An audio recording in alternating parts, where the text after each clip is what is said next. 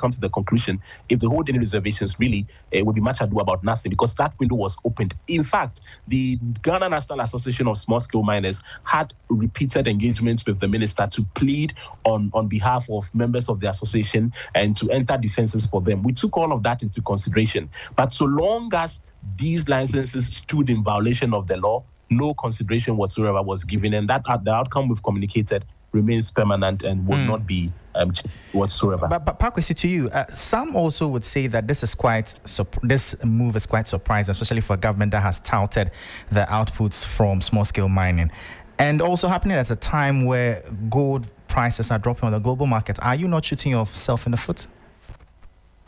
Well, so we have the issue we have to look at. Of course, it's very complex, but then you are looking at getting the cash, as it were, or reaping the fortunes versus safeguarding the environment. I mean, which of the two should be a priority? As we speak, illegal mining has affected our environment in gross proportions. Over 7,500 football pitches equivalent have been decimated. And so if we are dealing with a crisis like this, then in as much as, yes, it may have economic implications and all of that, I think the priority would be the environment first. When we are done crossing that bridge, maybe we can have a conversation on the economic implications as well. But for now, safeguarding the environment remains the ultimate priority. Pakwesi, thank you so much. That was Pakwesi Shandov. He's a spokesperson for the Ministry of Lands and Natural Resources. This is still Midday News here on 3FM 92.7 with me, Michael Ognodu. We'll go for a quick break. When we come back, we'll bring you more stories. Please stay tuned. Ghana, it's a new year and Bills Microcredit is here to support your dreams. If you're not working but want to start a business, don't let money stop you. With just your Ghana card, you can get a loan to turn your ideas into reality. Already running a business? Need more capital? Or are you a salary worker looking for extra funds? Bills offers fast and easy loans with no collateral, no deposit, and no SUSI savings required. Wherever you are, whatever you need, Bills makes it happen. Call Bills Microcredit today. Call 0596-920-833 or 0302-200-390 and get started. Bills is licensed and regulated by the Bank of Ghana. Bills, financing your needs. Terms and conditions apply.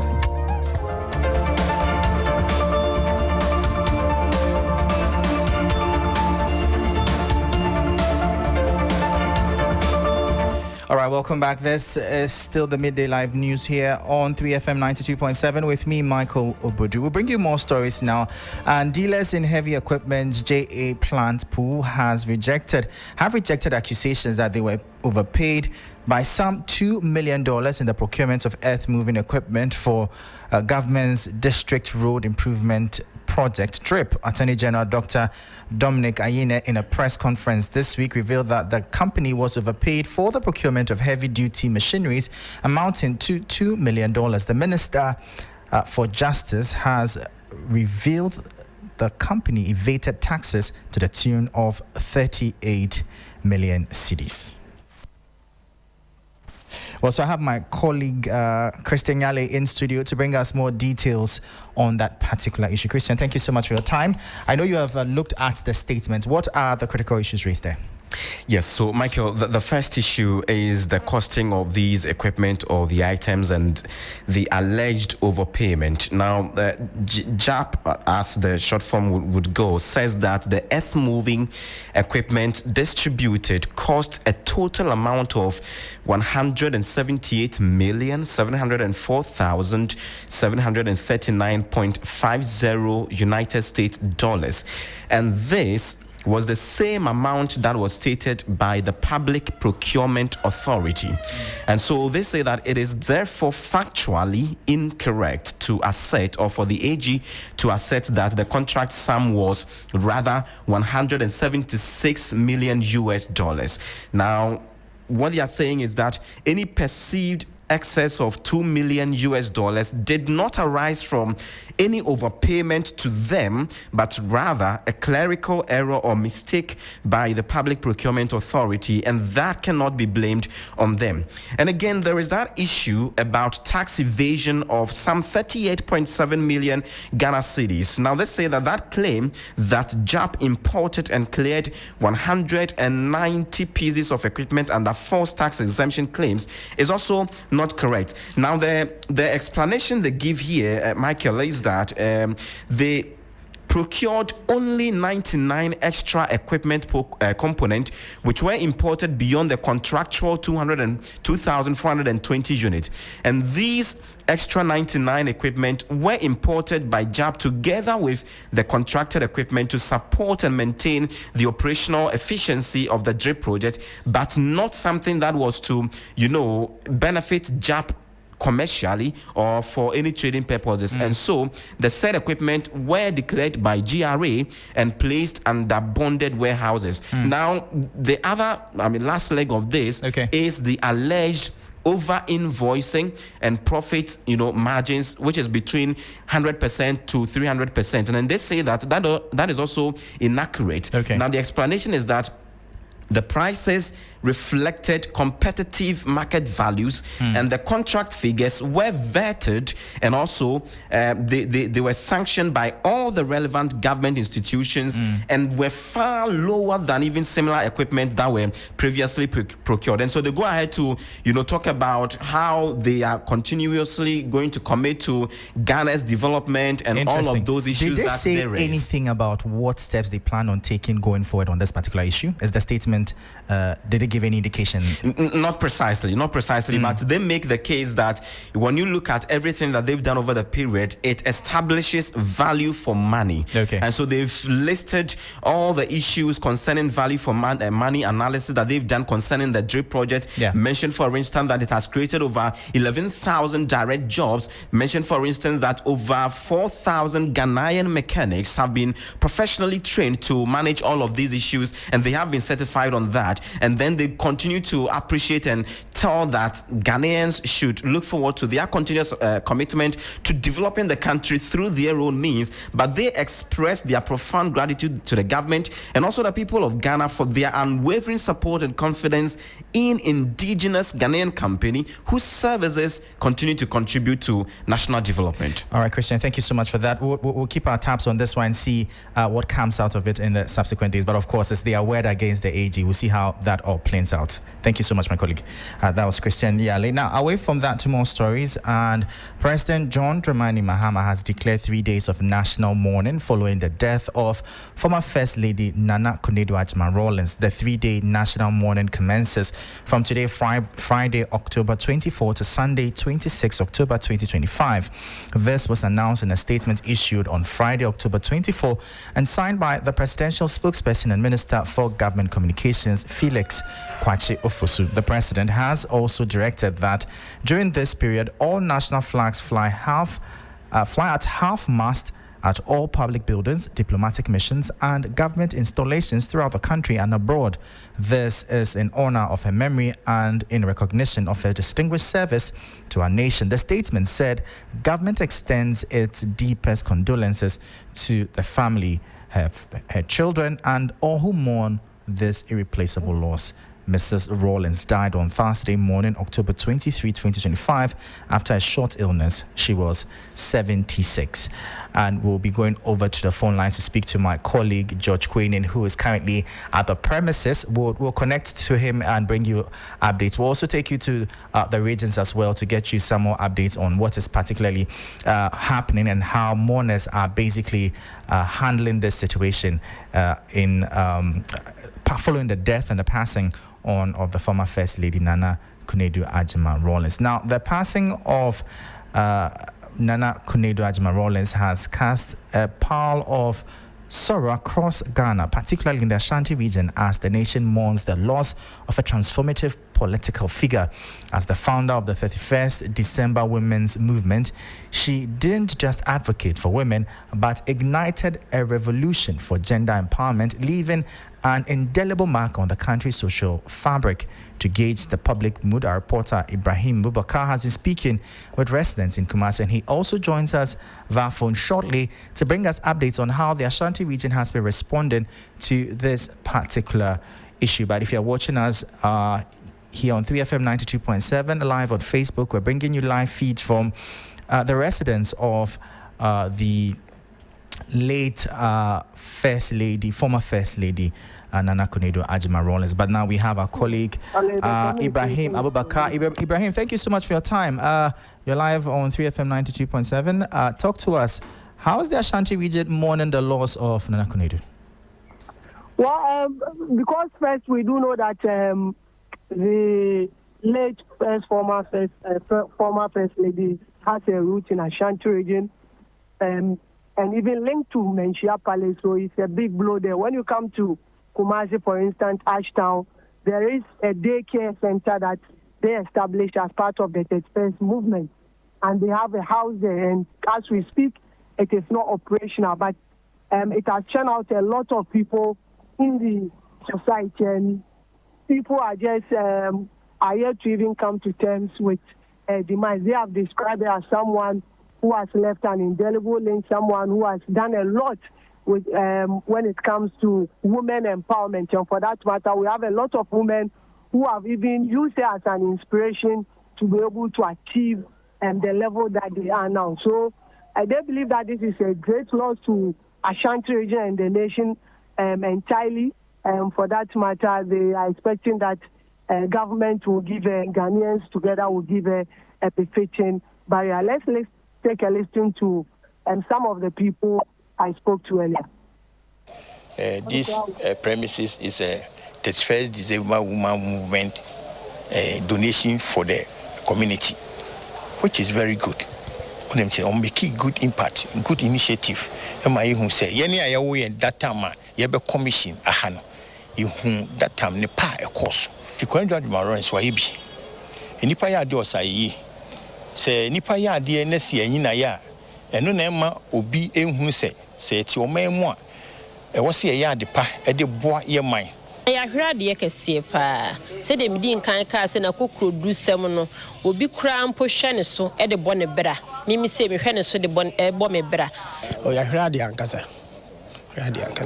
o me te ye kura shock me I was shocked onye bi kura se wasi dan ya man what you say. So Ibrahim, those were some residents from the Ashanti region expressing their sorrows at the loss of the former First Lady Jane, I beg your pardon, Nana Ognodu Agyemang-Rawlings. A rather sad note for the country at large, but I'll be bringing you more reactions from across the country on this particular issue. Like I mentioned earlier, also we are stationed at the premises of the late Nana Ognodu Agyemang-Rawlings, and we'll be bringing you updates on that particular issue. We also do have some updates on the police officer who was standing trial for using a service rifle to kill his girlfriend at Edum, and he has been sentenced to life imprisonment. Inspector Chimesi was arrested in May 2023 after a specialized police operation led to his arrest at his hideout at Setre near Efidiase in the Ashanti region. He was accused of shooting 26-year-old Victoria Dapa, also known as Majwa, near multiple times in the abdomen and chest in April 2023 at about 9:50 p.m. We have our colleague Ibrahim Abubakar to give us more perspectives on that particular issue.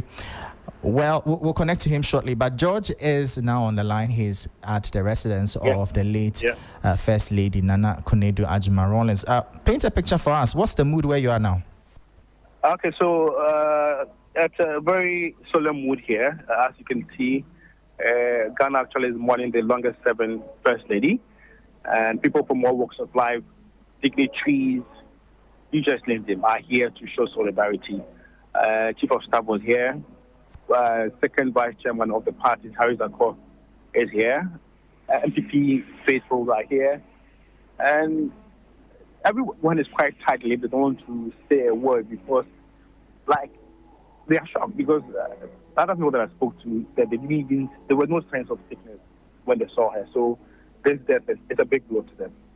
And there's one lady that was named after the former first lady, that's Cynthia, Nana Ognodu, what's his name, Jay. And the father used to work with the former first lady. They've worked for decades. And so it was a favor that was granted to her by the former first lady. So it's a reason she had to just name the daughter by that name. She's 40 years old. So one thing is, if the former first lady doesn't see phone calls, she'd rather you come home and then sit down and talk. So there are times where Cynthia had gone to visit the woman, but she looked a bit timid, and the woman was like, "I should name the family. If this is how timid you look, then please let me take my name back." It tells you of how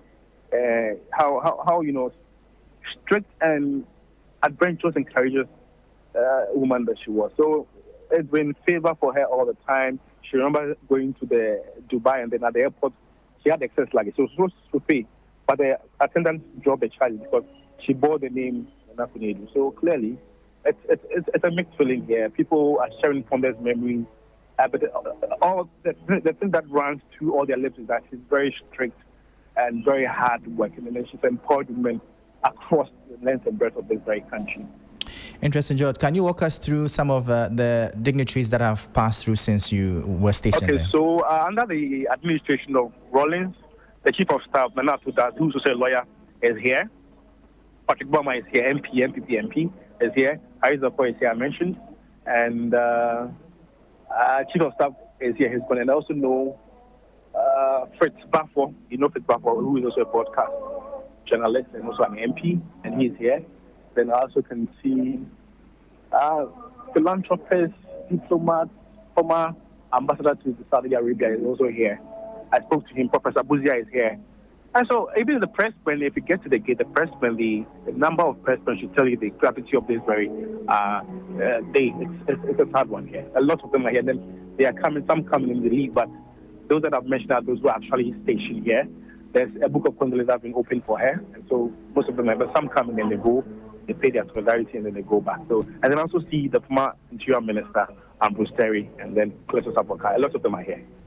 Yesterday we got a glimpse of her children, and you could tell that they were really smitten by this event. Have you perchance glanced at any of them today? How are they faring? Yeah, I've seen all of them. Kimati just, went upstairs, but the other three sisters are here. Zenatwa is here.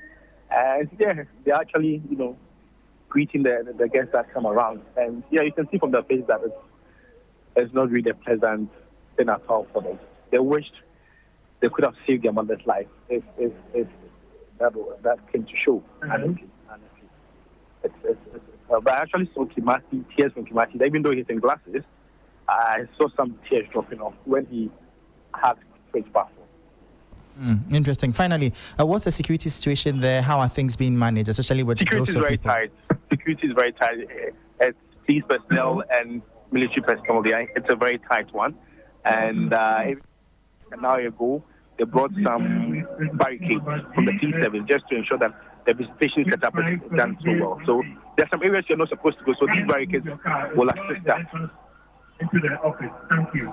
All right, thank you so much. That was my colleague George Quainin bringing us live updates from the residence of the late former First Lady Nana Ognodu Agyeman Rawlings. If you just tuned in, this is Midday Live here on 3FM 92.7 with me, Michael Ognodu, where I bring you updates across the country on the passing of the former First Lady Nana Ognodu Agyeman Rawlings. Now, to more stories, a new poll by research firm Global Info Analytics shows former Vice President Dr. Mahamudu Bawumia maintains a strong lead among new Patriotic Party delegates ahead of the party's upcoming presidential primary. The October 2025 survey, which sampled over 2,600 delegates nationwide, shows Dr. Bawumia leading by 44%, despite a slight dip of 3 percentage points compared to the September poll. His closest rival, Kennedy Agyapong, follows with 19%, while Brian Champon places third with 5%.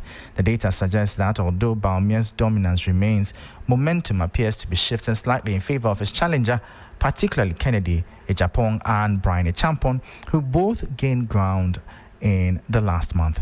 The latest poll results highlights a tightening race, growing undecided voters, and regional variations that could make the final outcome less predictable as the NPP heads towards its much anticipated contest. But let's walk you through some data on this particular issue. Now, the national support levels as at October 2025, Dr. Mahmoud Bawumia stands at 44%, Kennedy Ohene Jampong 19%, Dr. Brian Champo 5%, Dr. Yao Osei Duchum stands at 1%, Kwabena J. Japan at 1%, undecided 15%, undisclosed 15%. Now, the trend as compared to September 2025 reveals that Dr. Bawumia has declined by 3 percentage points. Kennedy Jampong has gained 2 percentage points. Brian Champon also up by some 2 percentage points. The undecided delegates dropped sharply from 27% to 15%, while undisclosed voters rose from 4% to 15%, a trend similar to patterns seen before the 2023 NPP primaries. Now, the runoff scenario, Bawumia is at 46%, Kennedy Japan at 23%, undisclosed 15%, and undecided is at 16%. Now, we'll move on to more stories now, and security has tightened at Ashirase and surrounding communities in the Kriapem South municipality of the Eastern region ahead of the climax of the Yes Ojira Festival. It follows violent clashes on Wednesday between factions of the Asona and Bamu gates over who holds the right to lift the ban on drumming and noise making. One person was killed, several others injured, and 34 suspects, including 6 chiefs, have been arrested and granted bail after appearing before the Mampong District Court. The Eastern Regional Police Command has banned the possession and firing of weapons at the festival ground, stressing that only unauthorized persons will be allowed to perform musketry display. Calm has since been restored, but heavy police presence remains as the festival reaches their climax today.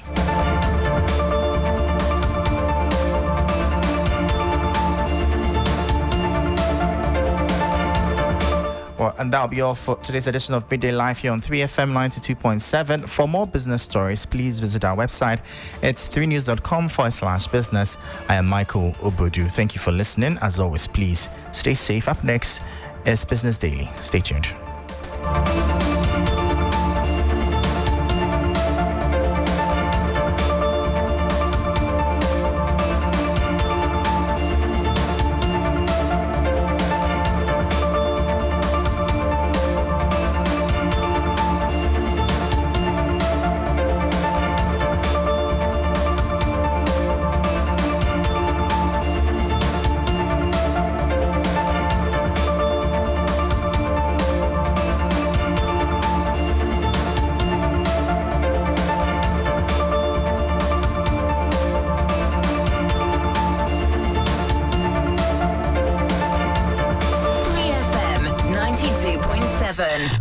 Urban Lifestyle Radio Station.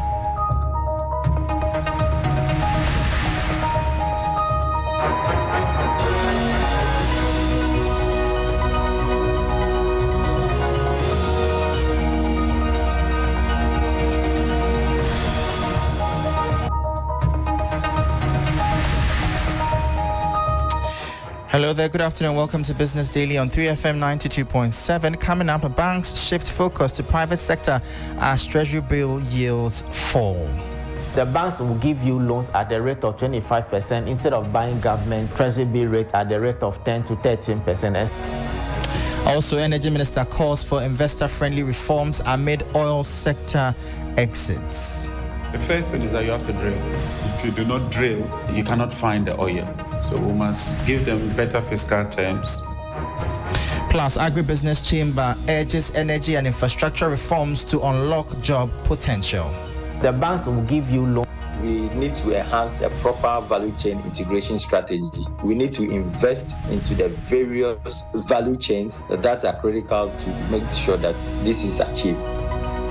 I am Michael Ognodu. Details of these and many other stories coming up shortly. Please stay with us.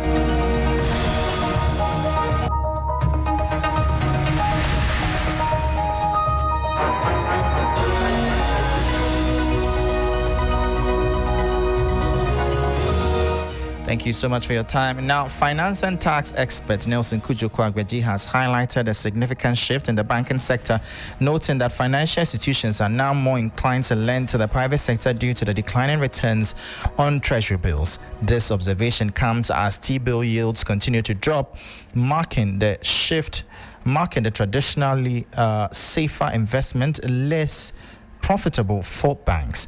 The expert points out that with the average lending rate at 25%, which is far above current treasury bill yields, banks are finding greater motivation in private sector credit. And because the rates are falling down, banks will be compelled to concentrate on their core mandate of giving loans, because the banks will give you loans at the rate of 25% instead of buying government treasury bill rate at the rate of 10 to 13%. And so we expect credit to the private sector to expand. However, the fear too is that the non-performing loans of the banks keeps on increasing.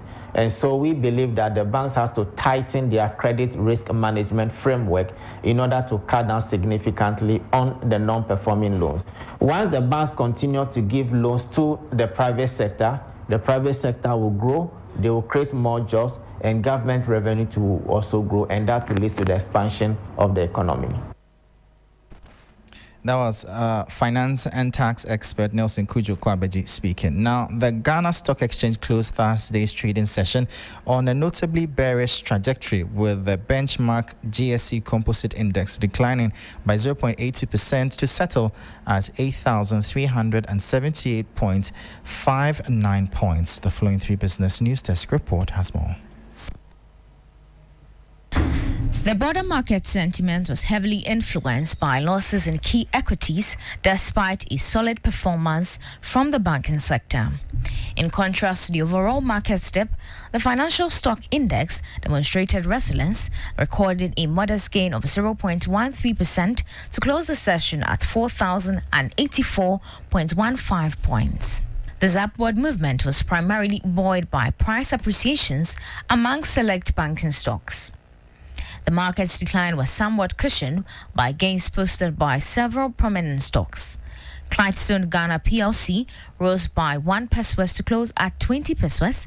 GCB closed higher at 15 cedis, 63 pesewas. Goel finished the session at 2 cedis, 51 pesewas. Societe Generale Ghana PLC ended the day at 2 cedis, 55 pesewas. However, these gains were not enough to offset the significant losses posted by 2 heavily capitalized stocks. Cowbank and MTN Ghana were the main drags on the composite index. Cowbank shed 5 pesewas, closing the session at 85 pesewas. MTN Ghana declined by 7 pesewas, ending the day at 4 cedis, 27 pesewas. Despite the price decline, MTN Ghana emerged as the most actively traded equity of the day, demonstrating strong institutional interest and liquidity. Its dominated market activities with 781,191 shares traded, accounting for a total transaction value of 3.34 million cedis.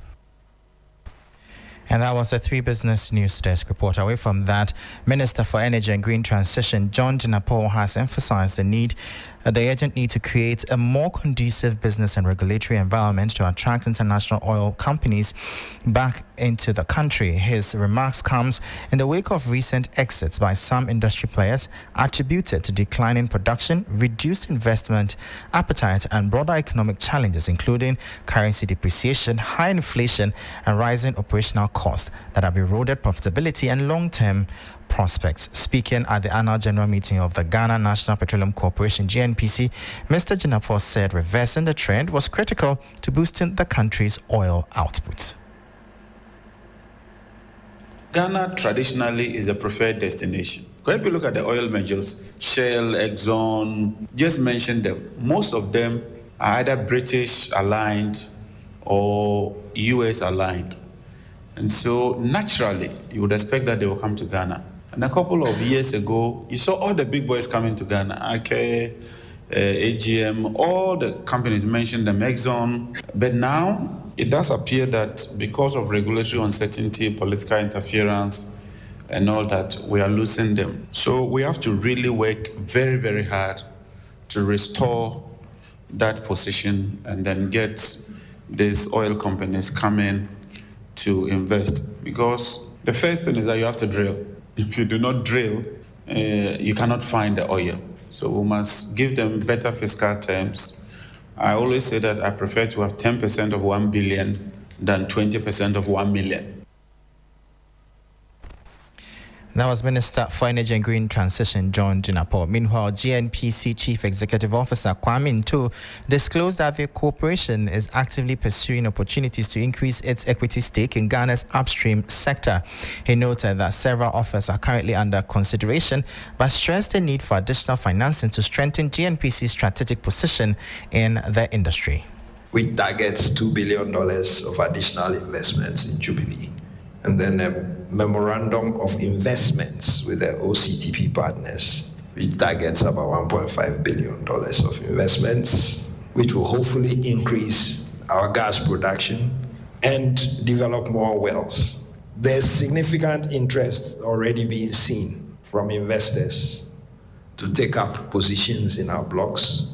We're making preparations towards procurement of various packages for drilling in the Voltairean Basin. We're working with our subsidiary very closely.